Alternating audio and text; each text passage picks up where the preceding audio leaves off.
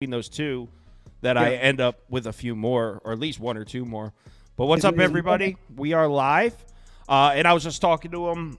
What we were talking about is there's 5 games on tonight. A few of them are really good games.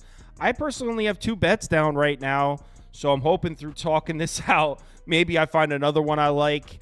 And I also am doing Crispy Cap'n show right after this at 5. So I'm hoping between these 2 shows, I find another bet or two. Because obviously there's no baseball tonight, or I think there's one night game.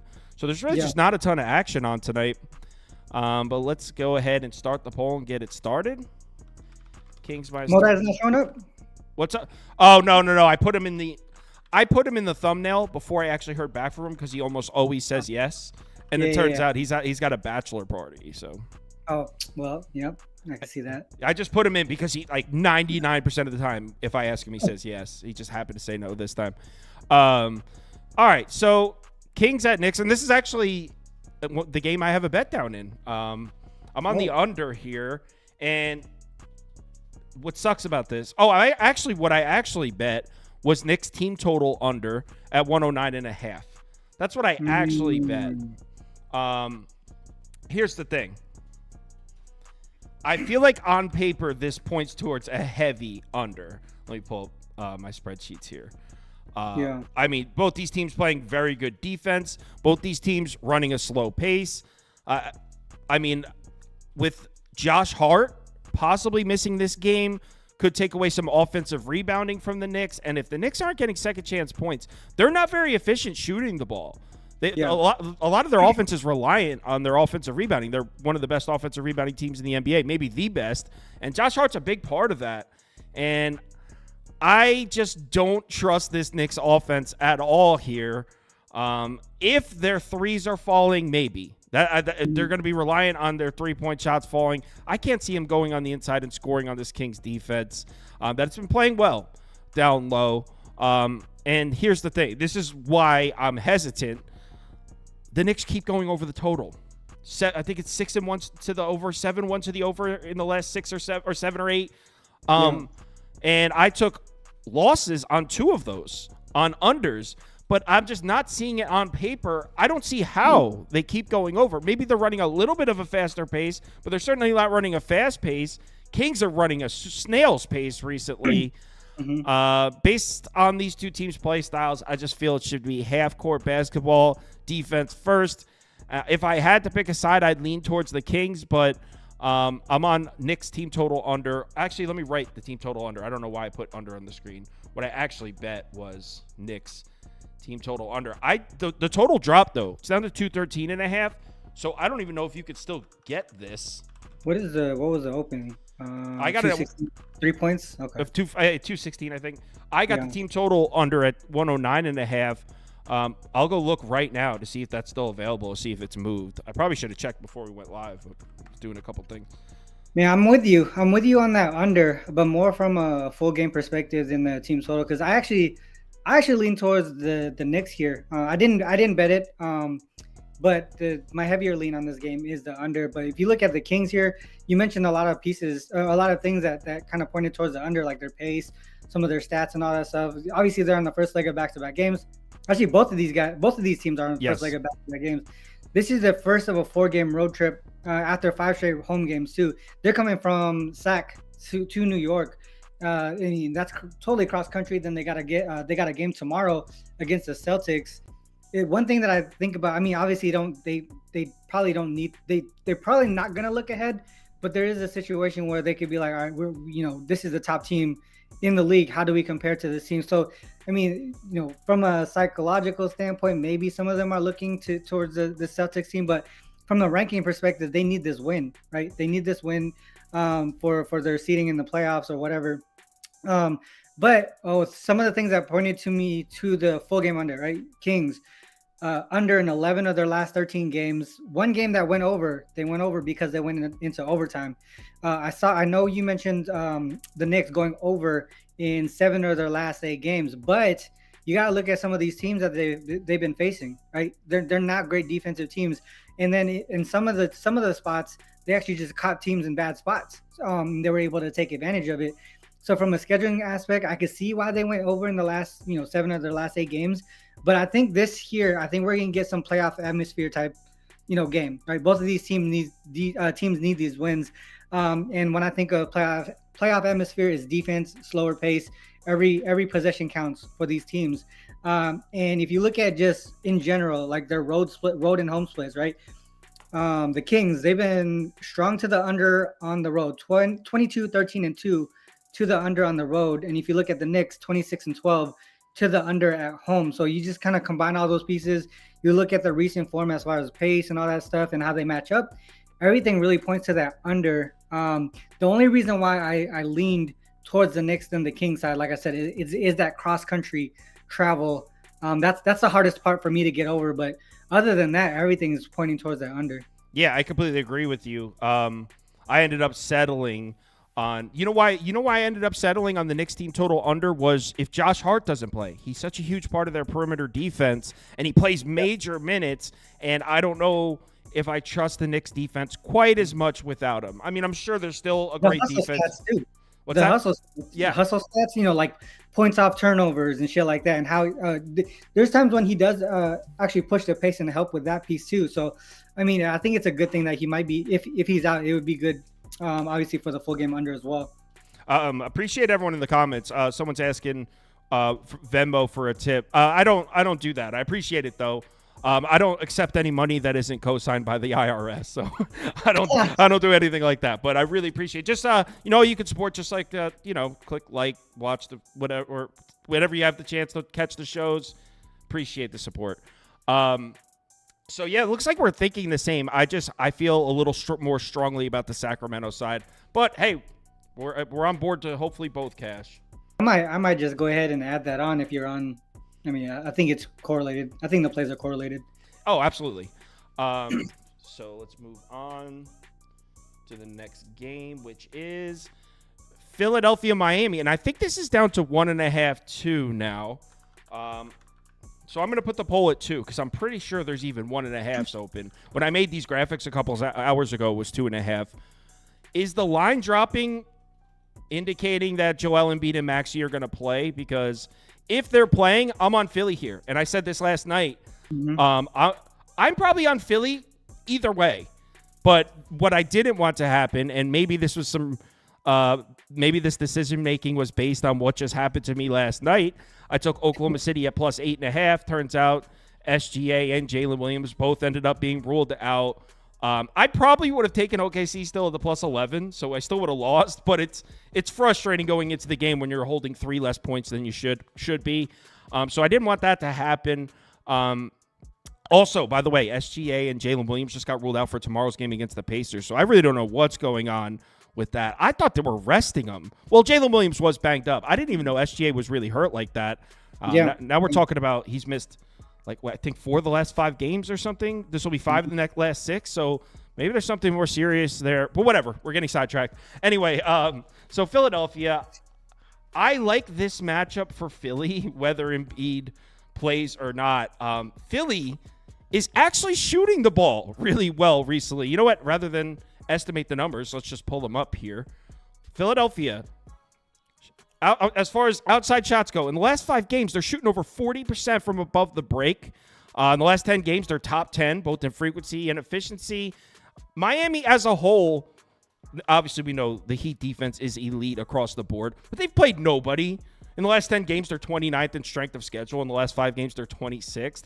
And they're still, well, in the last 5 games, they actually have decent numbers against jump shooters. But as a whole, the strength of this Heat defense tends to be on the interior, protecting the rim.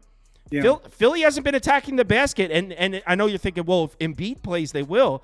That's not where Embiid takes his shots from. He lives at about 12 feet from the rim. He takes a lot of mid-range shots. Embiid doesn't really go down and bang and finish at the rim like he used to. I mean, he still does at times, but that's not really his forte. That's not most of his shots come from the short mid-range. So even if Embiid plays, I still like the matchup for Philly. Miami defense, absolutely elite, but I actually like the matchup for the Sixers. I think they can hit some outside shots, and if Embiid plays, draws some double teams, I think the Philly could get hot from outside of this one. And then on the other side, Philly's playing some solid defense against jump shots. And if the 3-point shot isn't there for the Heat, really not a ton to love about this Heat offense. I mean, they do a good job protecting the basketball, which could be an issue because Philly has been a little reliant on creating turnovers. But as a whole, I like Philly on the road here catching points. And then obviously we know Miami laying points at home is always down. They're always down to lay an egg. So I'm going to be on Philly. I just haven't bet this one yet because I don't. What's your advice? I don't know what you're on here, but if you liked Philly, what would be your advice on how to play it? Should I just take it now? I wouldn't. I would confirm if Maxey and Embiid are in. One of the things, like obviously, Heat at home, they kind of struggle against the spread, but there's a part where they do well, and there's a role that they do well in, which is the short home favorite. Right, when they're a favorite of 4 or less, they've been covering that at a pretty high rate, right? 10-4 ATS on the season. But if they're a heavier dog than that, or if they're a heavier favorite than that, or a dog, they're just not covering those at all. Like it's like a terrible percentage. But if Embiid and Maxey are in, that's going to put them in position to probably end up being favorites. And if they're not in, I probably wouldn't be able to back the Sixers. But if they are, that's the way that I would go too. You mentioned some of the things that I was going to talk about, which is their defense. 8 of their last 10 games, I believe, their opponents have gone under their team total. Actually, no, 11 of their last 14 opponents have stayed under their team total because of that defense and that pace, changed pace of place when either one of those guys are in. And then Heat, they're coming off of a tough win against obviously a physical defense. Then they're on the first leg of back-to-back games. I mean, non-conference or whatever it might be, but they're traveling to Houston. So schedule spot, to me, I would say that would be on the Sixers side if Embiid and Maxey are in. Obviously, I think the way that I saw Embiid play the other day, I feel like maybe they were kind of resting him longer than he really needed to be, in my opinion. He could definitely play, extended minutes if he wanted to. And if they do take this game a little bit more seriously, then we're going to probably see that from Embiid today. And I think, that's obviously going to be a plus for them. To me, if it all depends on whether Embiid and Maxey play. And I would probably look towards Philly if they are. Yeah, I'm down to wait. This might be one that I jump on in an hour or two. Something else. I mean, I personally don't go by this kind of stuff, but someone did mention in the Discord that apparently Embiid was frustrated in a press conference after about the way he played. If you like Embiid tends to be an emotional guy. I don't mean emotional negatively. I mean he tends to he's got a chip on his shoulder at times, and if he's frustrated coming off. He didn't like the way he played. I don't really care about that, but maybe somebody watching does. If Embiid plays, maybe he wants to make a statement here. Oh, and by the way, someone said in the comments, Miami 6-2 against the spread in their last 8 against Philly. That is true. The Heat have definitely owned Philly a little bit, but Philly's 8-2 against the spread in their last 10. The Sixers have been cover machines, and like a UCapper said, they're playing some defense right now. So yeah, we're both leaning Philly. Neither of us have a bet down though. No. I probably, even if they are in, I probably will stay away. But that would be the way that I could. That's the only way that I could live. If they're in, I'm gonna play it. Partially because I know I'm gonna be watching it, and I don't have a ton of action down. And if Embiid and Maxey are playing, this could be an awesome game to watch. And it won't be a big bet, but I'll be in just because I'm gonna have it on the main screen. Yeah. Next up, Pacers Nets. No, it's Nets. Hold on 1 second. Where are my graphics here? Got the wrong games loaded up. 1 sec. Next up is Hawks Mavericks. Let's see how that happened. Pacers Nets. We can talk about it though. What a game, huh? That was a great one for me. Who'd you have? Line.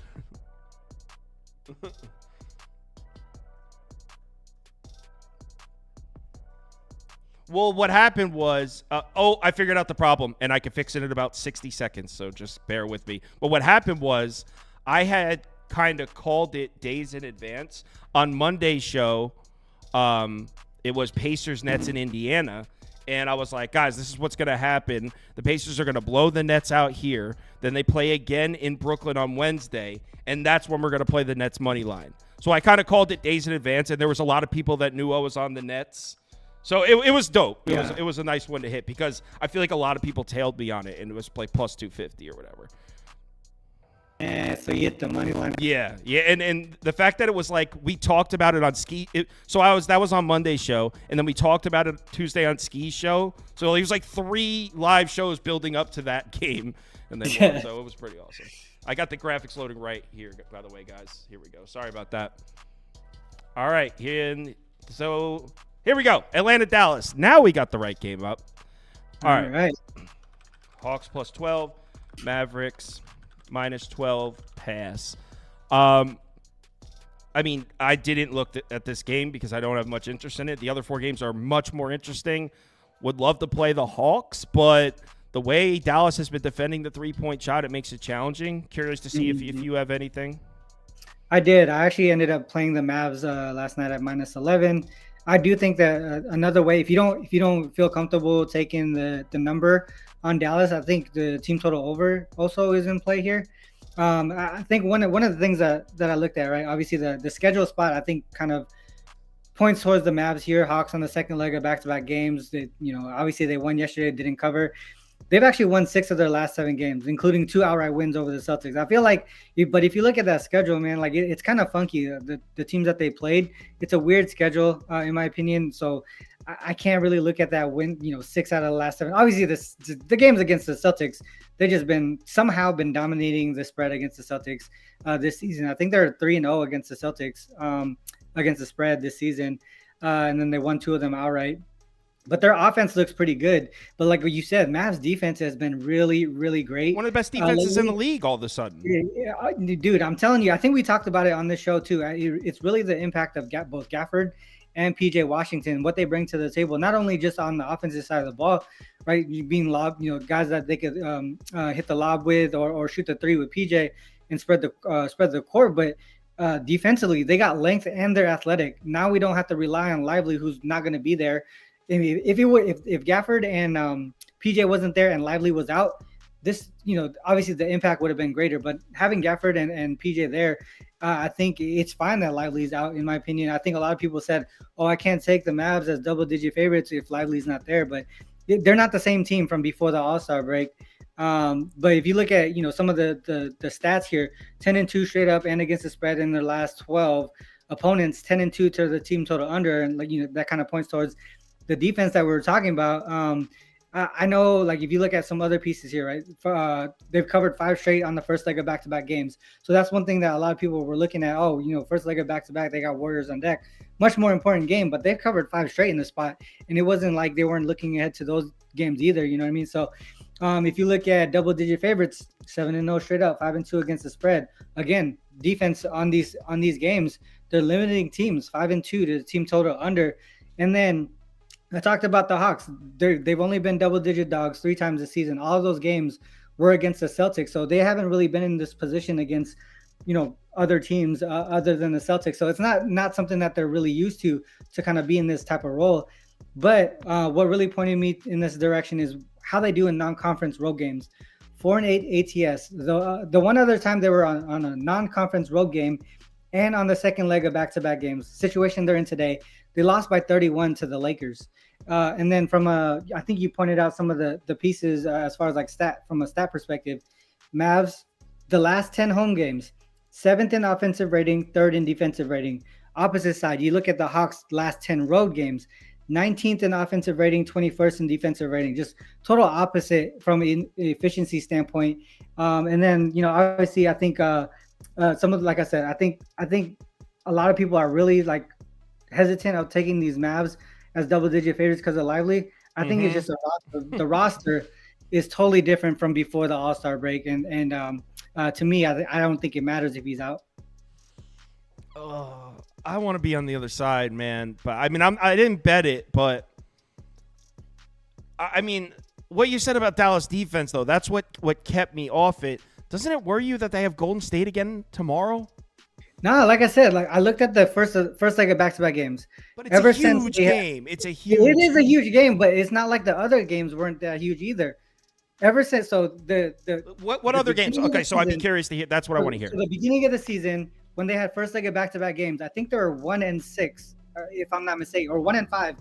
But after the trade deadline, when they improved their roster, their defense got a lot better.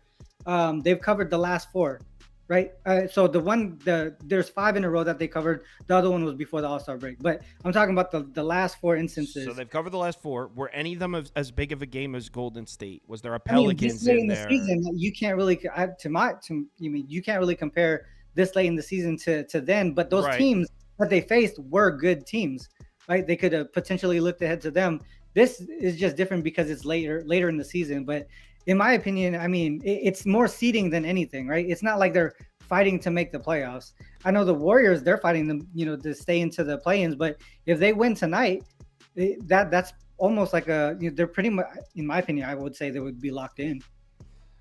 All right, I'm putting the Hawks up for me because I truly like the Hawks, but I'm not betting it. And what he said about Dallas defense is spot on. They're playing probably the best defense in the NBA, and it's the Hawks. And also what he said about the Hawks schedule is spot on. They've looked really great recently.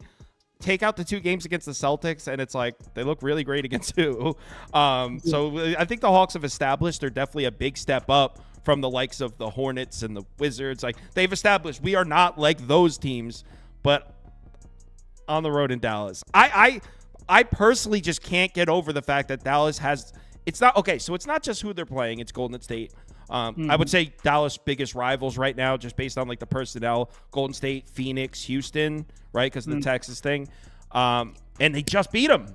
So it's like tomorrow's their revenge. Like, how are they not looking forward to tomorrow? So I lean Atlanta, but you know what? I spent too much time talking about a game I don't have $1 on. So, but honestly, like, I don't know if it's the Nets in me from last night. Like, I want to take Atlanta money line, but I'm not going to do it. I get what you're saying. I get the whole look ahead piece because I mean that's part of my cap as well. But there's just a lot of things that pointed me in the direction of saying Mavs probably going to try to win this game pretty handily. I mean, I think some people in the chat was mentioning potentially a letdown towards the end of the game. I think they're just going to be ahead by so much that it won't even matter. I mean, very possible. And we are split down the middle. Not only do me and Ronald disagree, the community, 44%, 43%. So we are split 50-50 down the center on this game. No one can make up their mind. So let's move on to the next one. Not Oklahoma City, Boston. The next one is Golden State, Houston. Here we go. Mm-hmm. Is this the one you think we're going to be on opposite sides? I didn't have a bet on this game. I thought it was. I actually thought it was the two games that I have bets on. So obviously that one I have a bet on the Mavs, and we were opposite. So I think the last game, the Nuggets Clippers, we might be on opposite sides again. I'm leaning Nuggets, but I actually don't have action. I have action on this one. Oh, actually, I did. This is the one that I added earlier after I did Jay's show. Who'd you take? I took the first half under. Oh, okay. That's interesting. Yeah. So nothing on the side. I was leaning under as well here. Do you want to go first? Yeah. I mean, from a side perspective, I think, obviously the Warriors, they won 5 straight. Their defense really has been on point during the last 5 games. They are on the road. This is a spot that they've been playing really well in this season, 25-12 ATS on the road, including 16-2 straight up, 13-5 ATS, and to the under as road favorites. So this road favorite spot is something that they've been doing really well at this season. Obviously, totally opposite from what they were last season. Rockets, I mean, obviously they've been hot the last 2 months. They have lost 2 in a row now. I mean, part of me just feels like there's going to be a point where they start to, this magical run, and they're this is their last chance. Yeah, this is all or nothing, right? So they're going to put all the chips on the table, and this is potentially why they lost the last 2 games. And that's the reason why I'm off of it, because a lot of ththings from a trend perspective, it points towards the Warriors, but they have so much incentive and that they have to, come out and win this game. So that's the reason why I stayed off of it. But even, I mean, obviously they're at home, and they've been really strong, 26-12 straight up, 26-11-1 at the house. Another thing that maybe you could kind of point towards the Rockets, I'm looking at recent form and looking at some of the stat interactions and all that stuff. they're a lot more even than people probably expect, in my opinion. So that's another thing that really kind of kept me off of this game, is just so much back and forth from the side perspective. But this is why I took the first half under. A lot of the trends point towards it, and I'll just bring that up right now. But first half trends on both sides. All right. So if you look at the Rockets overall on the season in the first half, 53 and 22 to the under in the first half. At home, 26 and 12 to the under. As a dog, 35 and 12 to the under. Off a loss, 24 and 12 to the under. All of those really strong to the under. And then you look at the Warriors side, they've also been a first half under team, especially when they're on the road and as a favorite. So in general, on the season, 45-29 to the under in the first half. On the road, 25 and 11 to the under. Just everything really pointing in that direction. Then you take into account the impact of this game. Playoff atmosphere type game, slower pace. Obviously more effort on the defensive side of the ball. So, and I really, obviously, I think from a side perspective, if someone is ahead by more than 8 to 10 points or whatever it might be at half, there might be a situation where they kind of speed up the pace, have to play, catch up ball, and that's going to affect the full game total, which is why I stayed with the first half under. I was leaning towards under as well. I feel like a lot of people are not going to like my bet in this one. I'm on Golden State. But I know that probably feels like the wrong side from a betting perspective, but this Rockets team just got exposed like 2 times in a row. Yeah. A big reason why the my mic just peaked there. Hello? Yeah, we're good. So a big reason why the Rockets went on that little hot streak, they were hitting their outside shots and they were defending the 3-ball well. Well, in their last 2 games, we just saw the Rockets. I mean, the Mavs shot over 51% from 3 against them. Minnesota, who's a terrible 3-point shooting team, they just shot 43% or 42%, I think it was, against the Rockets. So the Rockets' 3-point defense that was just on fire is just getting exposed. And then if you really take a look, because 2 games is nothing, I'm willing to be like, hey, so what? Team was hitting their outside shots for 2 games. Then you look back, who were the Rockets racking up those elite defensive numbers against the 3 against? Washington twice, Chicago, Portland twice. Blazers twice. Yeah, Utah twice. Utah has some shooters. That might not be the best example. But they were missing. I think they were missing Clarkson and Laurie. Which reminds me, they also played Cleveland with nobody. Like this is they played the easiest. I bet you this stretch of schedule from mid-March. You're gonna make me bet the Warriors. This is a good breakdown. I do think it's the right side, and I bet this one. I'm in on it. If you just look at that stretch of schedule for Houston, where everyone became believers in the Rockets again, I don't think you will find an easier stretch of schedule for any team in the NBA over any course of the season. It's almost crazy. I'm looking at this like, how did they get all these games in a row? Who made the schedule? And then that's why I bet Dallas as my top bet against Houston 2 games ago. And then I had Minnesota -7, which pushed. But if you watch that game, Minnesota was in complete control the entire game. They should have covered, but whatever. The Houston hit 3 threes in the last minute or something. And it went 3-point shot, foul shots, 3-point shot, foul shots. One of those things where it's like, oh my God, how did that land on 7? Like they should have won by 13. It happens. Yeah. It's gambling. But the point is, Minnesota was in complete control start to finish. And the phrase you said when you were talking, you were like, "This is all or nothing for the Rockets. They're gonna push all their chips in." I think that was your exact words. Mm-hmm. I agree. I just don't think they have enough chips, man. I don't think they're good enough. And I know Golden State's got that big game against Dallas tomorrow, but I like the fact that they just beat Dallas. Now Dallas is playing the Hawks, a meaningless game. Golden State needs to beat the Rockets because that's who's chasing them for the 10 seed. This is a big one for Golden State. You could probably argue that this game's bigger than the Dallas game for the Warriors. So this is a huge game for Golden State. It's not just chips are all in for Houston. And what I think we're going to see is second, third quarter, it's going to be very evident, like, okay, Rockets, like that was adorable, but you're not on the same level as these teams. Maybe in 2026, but this ain't it. This is the time of year where, like, all we're going to start to see who's really great basketball teams, and we know Golden State can play. We know they can play down the stretch of the season, and Four's just way too short for me. So I took Golden State. Now I know Houston's they've been monsters at home, covering the number this year. But I Golden State's been awesome on the road themselves. Actually, isn't Golden State the most profitable road team in the NBA? They are. Beautiful. They definitely are. I knew they were good on the road, but it just hit me. I think they're first. They are 1st. Mm-hmm. So, yeah, I'm on the Warriors.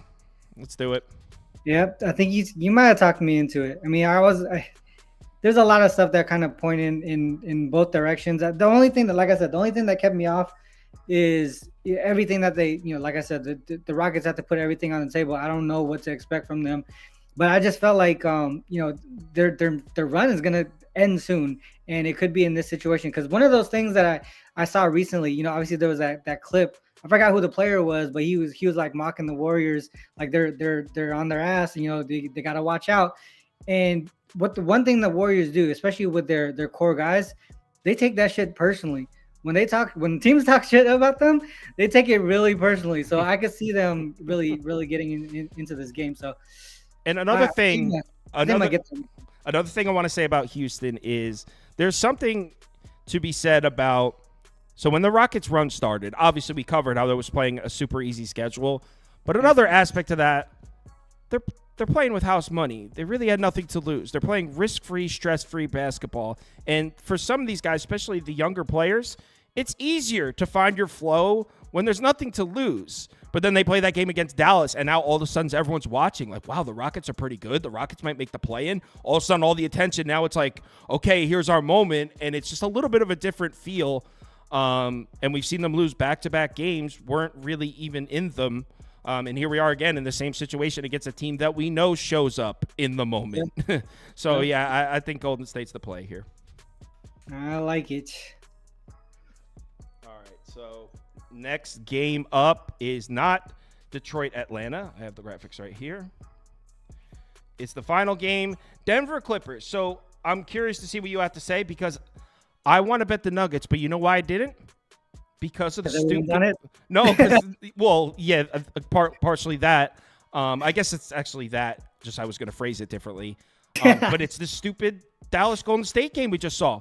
It feels the same. It's like the line doesn't make sense. The Clippers are what, like 300 against the spread, and they're like the Clippers have been terrible. How is Denver laying this short of a number? I mean, I know Jamal Murray's listed as questionable, but I read a report earlier today. It doesn't sound like he's playing. I don't even know why he's listed as questionable. The report I read earlier today was we think Jamal Murray's going to be back before the playoffs.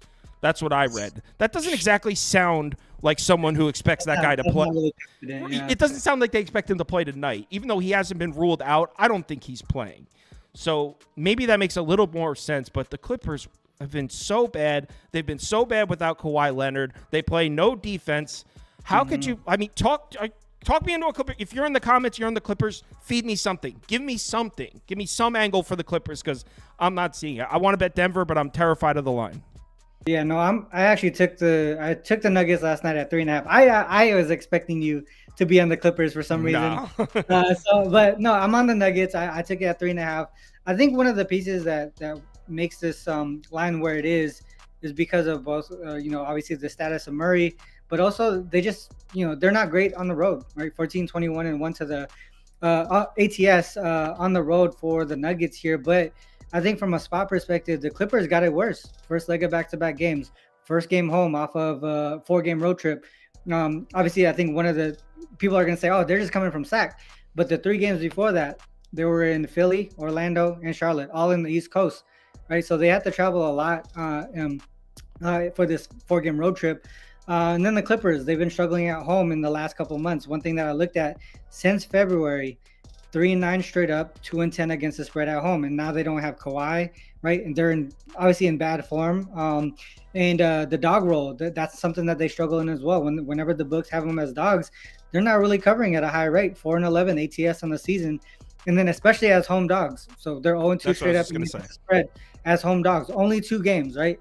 Celtics, they lost by 37, and then the Bucks team that you can't really trust.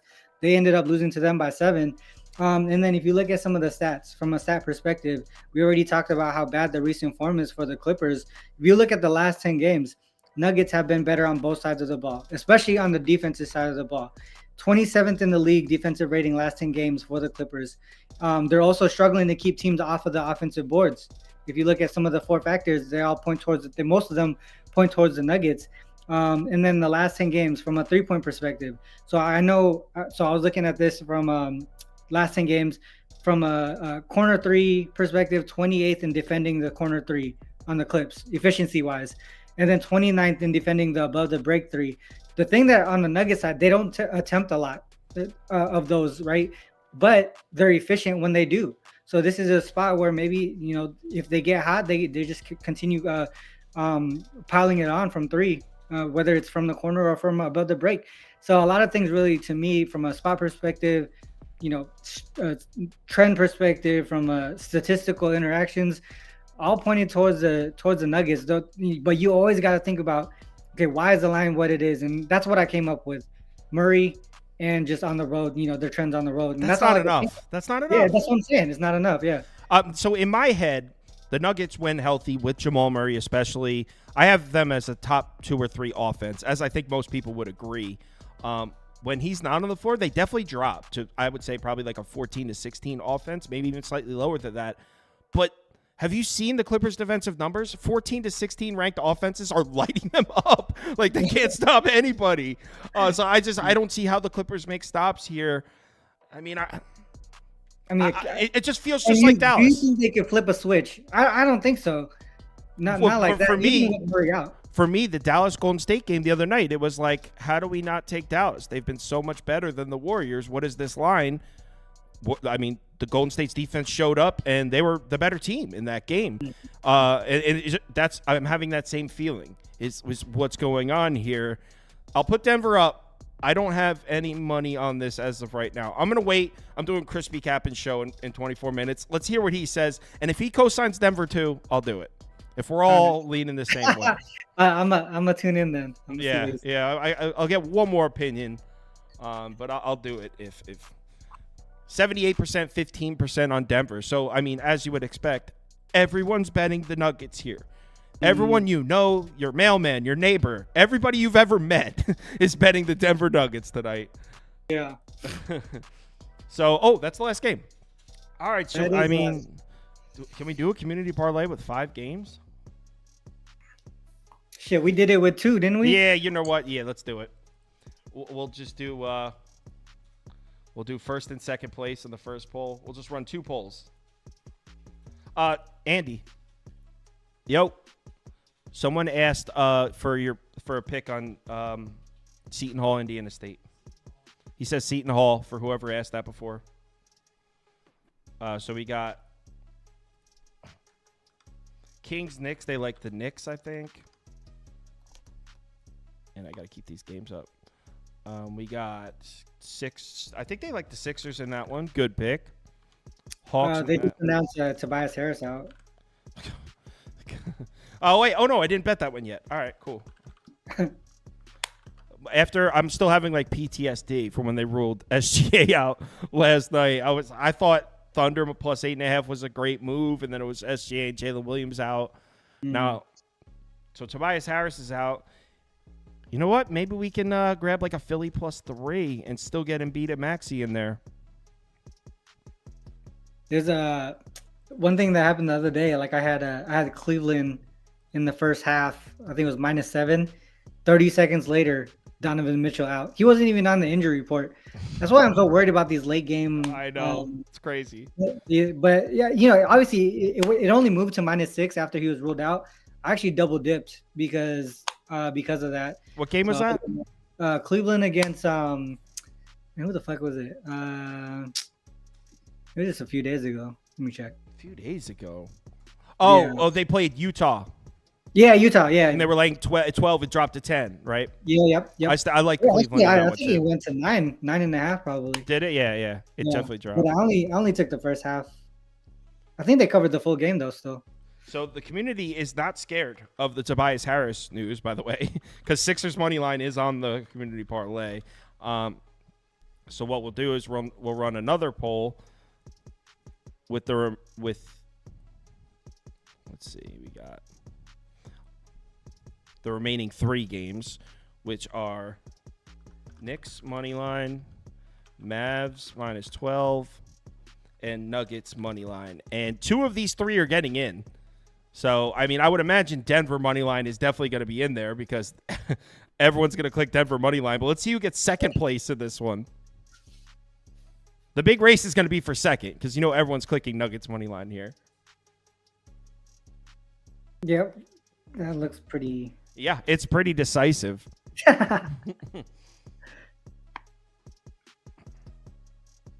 And S. So, S. This is how S. types his tickets in the Discord. Ready for this? He'll be like, this is what I'm talking... Oh, I can't do it in this because it sends, I think. I don't think I can do returns. Never mind. He just types in his ticket. It'll be like Heat -2.5, Celtics -10, over, Pelicans +4. And he doesn't specify which game the over is for. So that's what I was giving him shit for. Like, what are we supposed to... What the fuck is over, dude? It's Nuggets money line and Knicks money line, by the way. All right. Knicks money line. You got odds on that by any chance? I don't know. I mean, I got it right here. Oh.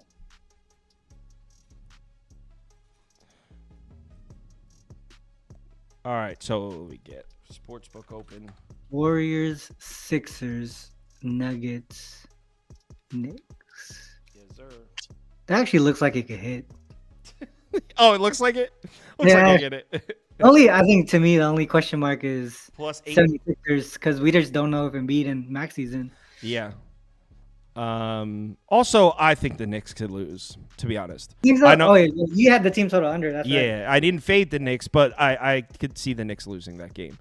But community parlay is Warriors money line, Sixers money line, Nuggets money line, Knicks money line +819. Nice home run swing here, +819. Nice payout for the community. Everyone, thanks for watching. Tomorrow will be 4 p.m. I actually don't have a guest lined up for tomorrow. You want to do it? Any chance you're free?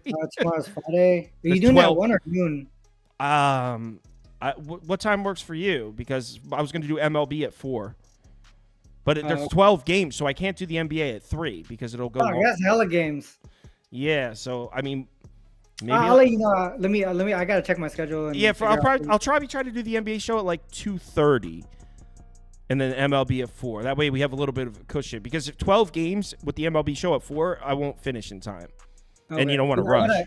I don't know if Wager Talk has me on for NBA tomorrow, so I gotta look at that schedule. Someone said go 1 p.m. I could do 1 p.m. All right, we'll figure it out. I'll let you know. I'll tweet it out or whatever. But yeah, I'll be on Crispy Cappen's show in 18 minutes. I want to hear if he's got Denver. I'll let you know on that show if I'm placing the Denver bet. I want to hear what he has to say first. Yeah, I'm about to watch it. Yeah, I'll see you guys later. Oh, hold on. Someone said, Kyle, we need an apology for the Mets game. Bro, that was a lean. I said I'm not betting. Hell no, I'm not taking that L. Absolutely not. I said I would lean Mets, but I'm not betting it. I am not apologizing for that. I'm not apologizing for the faults of the Mets. Absolutely not. Anyway, talk to you guys later.